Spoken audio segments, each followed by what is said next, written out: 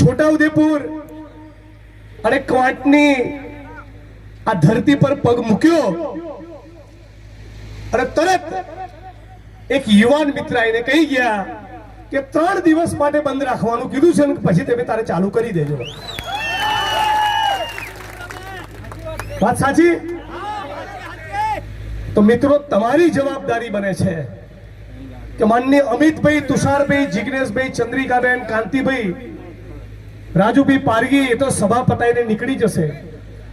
આપણે આપણા યુવાનોને બરબાદ થતા જો બચાવવા હોય તો આખા છોટાપુર જિલ્લાની અંદર જેટલા પણ કુટણખાના, જેટલા પણ જુગાર અને દારૂના અડ્ડા ચાલતા હોય, જેટલા પણ લોકો પેલા સ્કૂટી અને બાઇક લઈને મધ્યપ્રદેશના આટા મારતા હોય, એ તમામે તમામ લોકોની લિસ્ટ બનાવો અને કોંગ્રેસ પાર્ટીના કાર્યાલય સુધી પહોંચાડો. અને પછી આપણે જોઈએ છીએ કે 3 દિવસ માટે બંધ રહેશે કે વર્ષો વર્ષ સુધી બંધ રહેશે.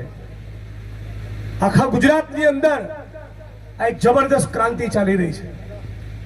પણ આજે આપણે આદિવાસી સમાજના કેટલાક સળગતા સવાલોને વાચા આપવા માટે ભેગા થયા છે. સૌથી પહેલી વાત, આ વિસ્તારના 28 જેટલા ગામોને જીએમડીસી ખાતર અને નસવાડીમાં 18 જેટલા ગામોને આવા 40 થી 50 ગામના આદિવાસી ભાઈ બહેનોને એના મૂળમાંથી ઉખાડી ફેંકવાનું ભારતીય જનતા પાર્ટીનું જે ષડયંત્ર છે, એ ષડયંત્રની સામે આ મંચ અને કોંગ્રેસ પાર્ટી ડંકાની ચોટ ઉપર તમારી સાથે ઊભી છે. જમીન આપણી, એમાં ખેતી આપણે કરીએ, પરસેવો આપણે પાડીએ અને તાગડ તીરના અને મજા કરવા માટે ઉદ્યોગપતિ આવે, પૂંજીપતિ આવે, આપણને લૂંટે, આપણને આપણા મૂળમાંથી ઉખાડીને ફેંકવાની વાત કરે. એમણે કહી દો, આ ગુજરાતનો આદિવાસી હવે જાગી ગયો છે. આ આદિવાસીની ક્રાંતિને આ ગુજરાતમાં કોઈ રોકી શકવાનું નથી. અને એટલા માટે દલિત, આદિવાસી, ઓબીસી, ખેડૂત, મજદૂર, પશુપાલક, ફિક્સ પગાર, આઉટસોર્સિંગ કોન્ટ્રાક્ટના કર્મચારી બધા જ સાથે મળી આ કોંગ્રેસ પાર્ટીના પંજા સાથે મુઠ્ઠી તાણીને તમે હાથ મિલાવો. ભારતીય જનતા પાર્ટીનો તંબુ 2027માં આપણે ઉખાડીને ફેંકીશું. સાથીઓ, ગુજરાતની અંદર હું જ્યારે પણ વિધાનસભામાં બોલું કે જાહેર સભાના મંચ ઉપરથી બોલતો હું, મને હંમેશા એક વસ્તુ યાદ આવે કે અમારું અમદાવાદ શહેર જ્યાંનો હું રહેવાસી છું. આ અમદાવાદ, સુરત, વડોદરા, રાજકોટ, ગાંધીનગર, આ શહેરની એક બિલ્ડિંગની અંદર, આ શહેરના એક મોલમાં, એક મલ્ટીપ્લેક્સમાં, એક મકાનમાં, સચિવાલયમાં અને ગુજરાતની વિધાનસભામાં જે આનંદભાઈને હું બેસું છું, એ વિધાનસભાના મકાનના પાયામાં પણ આપણા આદિવાસી કડિયા મજૂરોનો લોહીને પરસેવો છે. આદિવાસી સમાજ હોય નહીં અને ગુજરાતની અંદર આટલા રોડ, રસ્તા, આ મોટી મોટી ઇમારતો, મોટી મોટી બિલ્ડિંગોનું નિર્માણ થાય નહીં.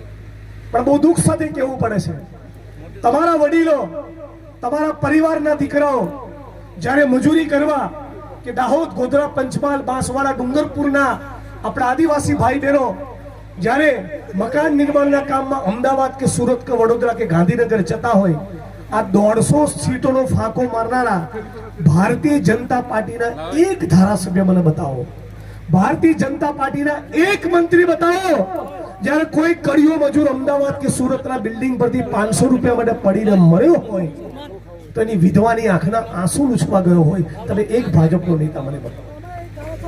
કોઈ આપણું હાલ ત્યારે પૂછવા નથી આવતું. સિમેન્ટ અને કપચીની થેલીની વચ્ચે, કડિયા મજૂરોની વચ્ચે આદિવાસી સમાજના બાળકનો ઉછેર અને એનો વિકાસ થાય છે. આ આદિવાસી સમાજને હું હાથ જોડીને વિનંતી અપીલ કરવા માંગુ છું કે હવે જાગી જાઓ. ક્વાંટ, આ છોટાઉદેપુર, આ ગુજરાત, આ દેશ અમારો આદિવાસીઓનો પણ છે. તમે કહો અમે ગરીબ માણસો, દલિત, આદિવાસી, ઓબીસી જે દિવસે ફૂંફાડો મારીને બેઠા થયા ને, પૂંજીપતિઓ, ઉદ્યોગપતિઓ તમારા છક્કા છોડાઈ દેવાના છીએ. એ આદિવાસી સમાજમાંથી વાત આવી. જ્યારે પણ વિકાસના કોઈ પ્રોજેક્ટની વાત આવે, 18 ગામ, 25 ગામ, 50 ગામ, શું સમજો છો આદિવાસીને ઉખાડીને કે ફેંકી દો? આ ધંધો છે ને, આ બિલકુલ થવા દેવાનું નથી. આ નવી પેઢીના આદિવાસી સમાજના યુવાનો હવે કોલેજ અને યુનિવર્સિટીમાં ભણતા થયા, મોટી મોટી ડિગ્રી લેતા થયા. એમને કહું, બિરસા મુંડાની સાથોસાથ જયપાલસિંહ મુંડા વિશે પણ તમે વાંચો. જયપાલસિંહ મુંડાનું પણ આ દેશના બંધારણના ઘડવૈયા બાબા સાહેબ આંબેડકરની જેમ એક મોટું યોગદાન છે. આપણે બધા જ સાથે મળી કોંગ્રેસ પાર્ટીના નેતૃત્વમાં જો એક થઈશું તો નસવાડીનો પ્રોજેક્ટ હોય કે ક્વાંટ છોટાઉદેપુરનો પ્રોજેક્ટ હોય કે પાર તાપી રિવર લિંકનો પ્રોજેક્ટ હોય, એક પણ પ્રોજેક્ટમાં આપણા આદિવાસી સમાજને એના મૂળમાંથી ઉખડવા દઈશું નહીં. અમે બધા તમારી સાથે છીએ. તમે અડધી રાતે અમને બોલાવજો, અમે તમારી પડખે આવીને ઉભા રહીશું. એ વાતની ગેરંટી સાથે મારી વાણીને વિરામ આપું છું. છેલ્લે મારી બહેનો, માતાઓ, વડીલો તમામને વિનંતી કરું છું કે ડ્રગ્સ એ આપણા છોટાઉદેપુરને, આપણા ગુજરાતને એ બરબાદ કરી નાખશે.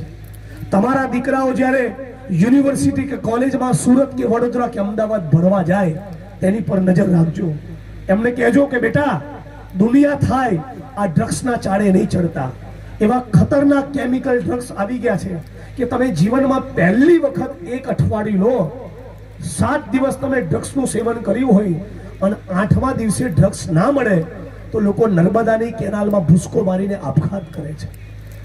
એક પરિવાર બરબાદ થઈ જશે. પોલીસના નાના કર્મચારીથી લઈને આઈજી સુધીના માણસોને કહું છું, થોડીક શરમ તમારામાં પેદા કરો. તમે જે ખાખી વર્દી પહેરો છો એનું સાચું સન્માન તો એ કે તમે પ્રમાણિકતા અને ઈમાનદારીથી કામ કરો. જે સાચા પોલીસ કર્મીઓ છે, જે નિષ્ઠાથી પોતાની ફરજ અદા કરે છે, એમને આ મંચ ઉપરથી હું સલામ કરું છું, એમને વંદન કરું છું. પણ જે લાંચિયાઓ છે, જે દારૂ, જુગાર અને ડ્રગ્સમાંથી કમાય છે, એ બધાને કહેવા માંગુ છું કે જે દિવસે તમે નિવૃત્ત થશો અને તમારી ઉંમર જ્યારે 65, 70, 75 વર્ષની હશે અને તમે જે પાપની કમાણી ભેગી કરી છે, એ પાપની કમાણીમાંથી જોજો તમારી દીકરી કે દીકરો ડ્રગ્સ લેતો ના થાય. બીજાના દીકરા દીકરીઓને દારૂના ડ્રગ્સના રવાડે ચડાવો છો, એ વ્યસન તમારા ઘર બનાવશે. તો સાથીઓ, મારી વાણીને વિરામ આપું છું. આપ તમામ લોકોને કોંગ્રેસ પરિવાર વતી ખાતરી આપીએ છીએ કે નસવાડી હોય, પાર તાપી રિવર લિંક હોય, ક્વાંટ છોટાઉદેપુરનો કોઈ પણ પ્રોજેક્ટ હોય, અડધી રાતે અમને યાદ કરજો. અમે તમારી વચ્ચે મુઠ્ઠી તાણીને પૂરી તાકાત અને શક્તિ સાથે આવીને ઉભા રહીશું. મારી સાથે છેલ્લો નારો લગાવજો. હું કહીશ, એક તીર એક કમાન. તમે કહેશો આદિવાસી એક સમાન. એક તીર એક કમાન, આદિવાસી એક સમાન. એક તીર એક કમાન, આદિવાસી એક સમાન. લડેંગે, જીतेंगे, લડેંગે. जीतेंगे.